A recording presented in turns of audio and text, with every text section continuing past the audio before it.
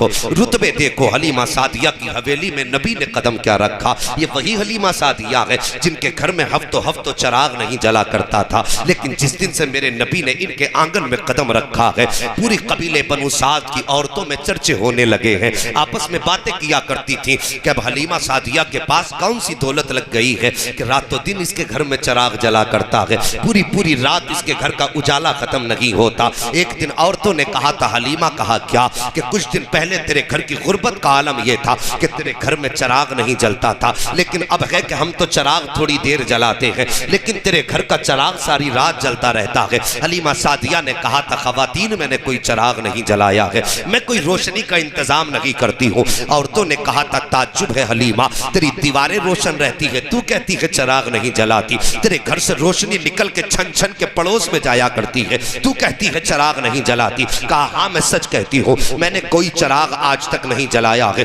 अल्लाह अकबर। एक दिन रात का सन्नाटा आया, पूरी बस्ती में अंधेरा था, लेकिन हजरत हलीमा सादिया के आंगन में उजाला ही उजाला था। औरतें इकट्ठा हुई, कहने लगी, चलो आज हलीमा की चोरी पकड़ी गई है। रंगे हाथों हलीमा को पकड़ते हैं, ये कहती है मैं चिराग नहीं जलाती हूँ, आज बताते हैं कि चिराग जल रहा है कि नहीं। औरतें इकट्ठा होकर हजरत हलीमा सादिया के दरवाजे पर आई है। जैसे दरवाजे पर दस्तक दी है, अंदर आपके शौहर मौजूद थे। दरवाजे पे दस्तक हुई, रात का वक्त था। शौहर कहने लगे, बीवी तुम जाके दरवाजा खोलो, हो सकता है कोई दूध वाला आया हो जिसका हम पे कर्ज है, पैसे लेने आया हो। मैं क्या जवाब दूंगा। अल्लाह अकबर। हलीमा कहती है, नहीं आप जाइए। ये बातें होती रही, फिर हजरत हलीमा उठी, डरते डरते जाके दरवाजा खोला। जैसी दरवाजा खोला, औरतों की भीड़ देखी है। हलीमा सादिया चुप खड़ी हो जाती है, सोच रही थी शायद कोई कर्जा लेने वाली होगी, कोई अपना पैसा वसूल करने वाली होगी, लेकिन फरमाती है जैसी मैं जाके खड़ी हुई, औरतों ने कहा था, हलीमा आज तुम्हारी चोरी पकड़ ली गई है।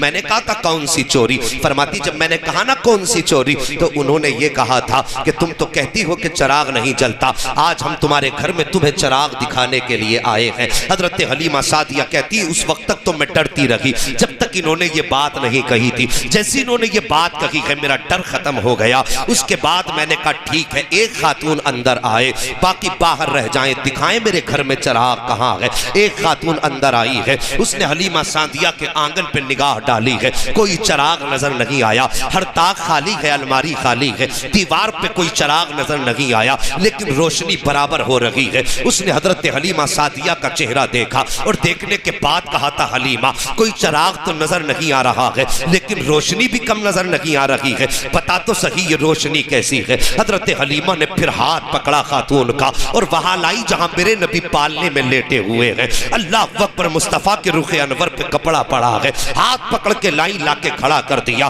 खातून कहती है, हलीमा क्या दिखाना चाहती हो। हजरत हलीमा सादिया ने जैसी मेरे नबी के चेहरे से कपड़ा हटाया है, खुदा की कसम नूर की ऐसी रोशनी निकली है कि खातून ने अपने आंखों पे हाथ रख लिया था। हजरत हलीमा कहती है, सुन खातून, मेरे घर में कोई चिराग नहीं है, कोई रोशनी का इंतजाम नहीं है, लेकिन कसम है मुझे पैदा करने वाले की, जब से इस शहजादे को लेकर के आई हो मुझे चिराग की जरूरत नहीं पड़ी है। चेहरा इसका होता है चांदनी खुदा उतार दिया करता है।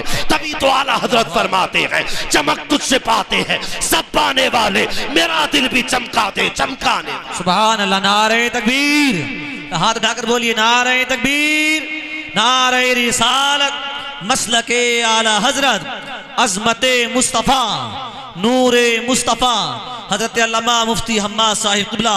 सुभान अल्लाह, सुभान। हाँ शागिद, मैंने किस नबी की बात छेड़ दी। अल्लाह अकबर। कहाँ खोले हैं गेसू यार ने, खुशबू कहाँ तक है। खुदा की कसम, मेरे नबी की जात ऐसी है, बातें करते करते जिंदगी गुजर सकती है, मुस्तफ़ा की बातें मुकम्मल नहीं हो सकती है।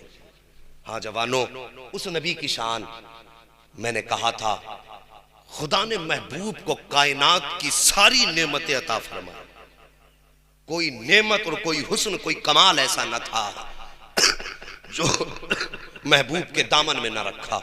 अल्लाह अकबर। हर हुस्न दिया, हर कमाल दिया, कायनात की सारी खुशियां महबूब के दामन में दी। लेकिन मेरे नबी जब कभी चचा के साथ चलते थे ना, और कभी चचा पीछे हो जाते थे, तो मेरे नबी हाथ रख के कहते थे, चचा मेरे पीछे ना चला करो, इसलिए कि लोग कहते हैं तुम्हारा चेहरा मेरे बाप से मिला करता है। हाँ अल्लाह अकबर। ये बाप के रिश्तों की कदर है, मेरे नबी ने की है। और आज हम बाप की कदर कितनी करते हैं। अगर जरासी भी घर के अंदर जायदाद किसकी होती है सारी, बोलोगे? जमीन जायदाद किसकी होती है? सारे बोलो।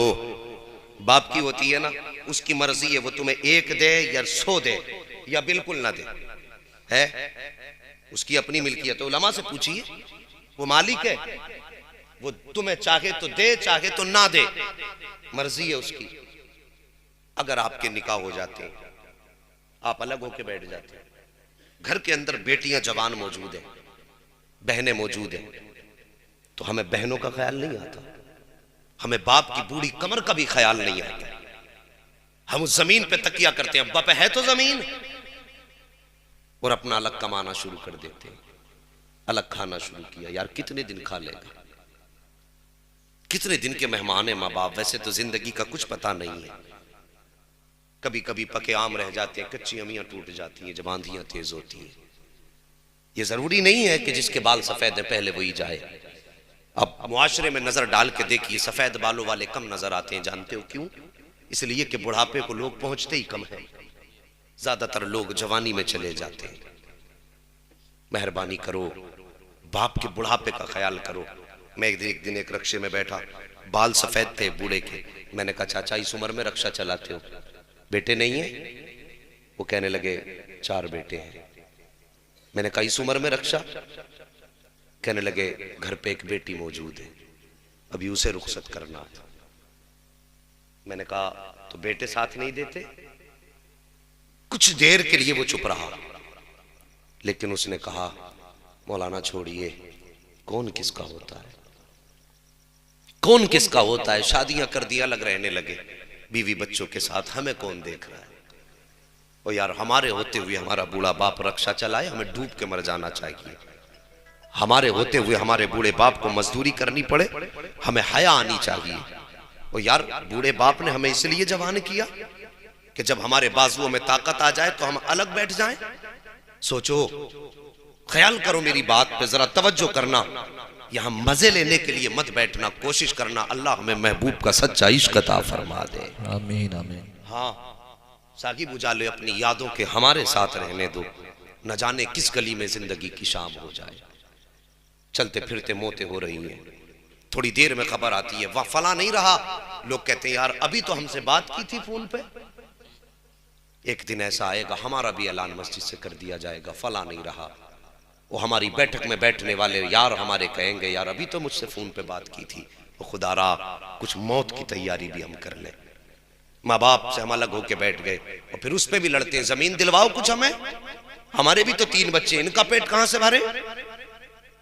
और फिर बाप के चौराहे पे जाकर के बुराइयां शुरू करते हैं। 4 लोगों में बैठ के कहते हैं यार हमारे बाप को तो समझाओ, उसका दिमाग चल गया है, शर्म नहीं आती? अपने बाप की बुराइयां चौराहों पे करते हो। घरों के अंदर औरतों ने हद करके फेंक दी, कमाल कर दिया औरतों ने। 4 दिन आए हुए नहीं हुए, औरतों में मीम मेख निकालना शुरू कर दी सास के अंदर, कि कभी सीधे लहजे में ही बात नहीं करती, और वो यूं करती है वो यूं करती है। तो मेहरबानी करो, अगर तुम चाहती हो सास से तुम्हें माँ का प्यार मिले तो तुम भी उसकी बारगाह में बेटी बन के जाया करो। हाँ तुम भी तो बेटी बन के जाया करो, और चौराहों पे बुराइयां ना किया करो। जवानों माँ बाप की इज्जत कर लो, माँ बाप बहुत बड़ी दौलत है। और दुआएं मांगा करो, अल्लाह करे कोई यतीम ना हो, किसी के सर से बाप का साया ना उठे। वरना याद रखना जिस दिन बाप का साया चला जाता है उस दिन ऐसा लगता है जिसे सर से सूरज हट गया है। जिस दिन माँ की ममता का आंचल सिमट जाता है ऐसा लगता है जमीन तंग हो गई है। आओ तुम्हें बताऊं माँ बाप की जुदाई कितनी दर्द दिया करती है। एक दिन मेरे नबी हज़रत सरवर कौनैन सल्लल्लाहु तआला अलैहि वसल्लम को अबू जहल ने सर पे पत्थर मारा। मेरे नबी के सर पे पत्थर लगा, मेरे सरकार हरम काबा में गए, आंसू बहा रहे हैं, खून भी सर से बह रहा है। मेरे नबी ने किसी से शिकवा नहीं किया था, सजदे में सर रख के कह रहे थे या अल्लाह जिससे तू राजी है उसमें तेरा महबूब राजी है। रोते रहे हरम काबा में। अल्लाहु अकबर। उसी दिन हजरत अमीर हमजा शिकार से वापस आए, खादिमा से कहा खाने का इंतजाम करो। खादिमा ने खाना ला के दस्तरखान पे बिछाया, लगाया, जैसी लगाया ना खादिमा की आंख में आंसू थे। हजरत अमीर हमजा कहने लगे कि तेरी आंख में आंसू किस लिए? उसने कहा मुझे लगता है खानदान कुरैश की तलवार को जंग लग गया है। इतना मीर हमजा ने सुना, कहा कहना क्या चाहती हो? कहा आज तुम्हारे भतीजे को अबू जहल ने पत्थर मारा है, मैं अभी हरम शरीफ के दरवाजे से गुजरी, मैंने उसको अभी दीवार से लग के रोते देखा है। अल्लाह अकबर, अमीर हमजा भी ईमान नहीं लाए हैं। इतना सुना फौरन खाना छोड़ दिया, तलवार उठाई, लोगों से अबू जहल का पता पूछा, वहां पहुंचे जहां अबू जहल बैठा हुआ था। जाने के बाद अबू जहल के सर में जाकर के तलवार का दस्ता मारा, उसका सर फटा, खून बहने लगा। उसके बाद का मेरा भतीजा किसी ने देखा हो तो बताओ। लोगों ने कहा हरम शरीफ में बैठा हुआ देखा है। अल्लाह अकबर, हरम शरीफ में आए हैं, मेरे नबी ने सजदे में सर रखा है। किसी दुनियादार से शिकवा नहीं है, किसी दुनियादार से शिकायत नहीं है, बल्कि परवरदिगार से बातें हो रही हैं। अपने रब की बारगाह में सजदा करके मेरे नबी अपनी फरियाद कर रहे हैं। इतने में चचा आ गए हैं। आने के बाद कहते हैं भतीजे सजदे से सर उठाओ। मेरे नबी ने सजदे से सर नहीं उठाया, 2 मरतबा कहा सजदे से सर उठाओ। अल्लाह अकबर, फिर भी मेरे नबी ने सजदे से सर नहीं उठाया है। तीसरी मरतबा जब चचा ने कांधे पे हाथ रख के कहा भतीजे जरा सर तो उठाओ, मेरे नबी ने सजदे से सर उठाया, उठ के खड़े हुए। फरमाते हैं चचा क्या बात है? उसके बाद कहते हैं भतीजे खुश हो जाओ, मैं तुम्हारा बदला लेकर के आया हूँ। मुअर्रिखीन ने लिखा है कि चचा ने यूं बाजू फैलाए हैं और नबी को गोद में लेना चाहते थे। मेरे नबी ने फौरन चचा के बाजू झटक दिए और तारीखी जुमले इरशाद फरमाए। आप फरमाते चचा जाइए, आज मेरा कोई चचा नहीं है, अगर मेरा कोई चचा होता तो अबू जहल मुझे रास्ते में पत्थर न मारता। और तारीखी जुमला मेरे नबी ने कहा था, ओ चचा अगर आज मेरे बाप अब्दुल्ला होते तो किसी में हिम्मत नहीं होती जो मेरी तरफ आंख उठा के देख लेता। आज मेरे सर पे वालिद का साया नहीं है, इसलिए लोग पत्थर मार रहे हैं। अगर माँ का साया होता तो आज मैं तन्हा हरम में बैठ करके आंसू ना बहाता। और साहिब माँ बाप की कदर कर लो, अगर बाप चला जाता है तो कोई सीने से लगाने वाला नहीं होता है, अगर माँ चली जाती है तो कोई आंचल से आंसू पोंछने वाला नहीं होता है।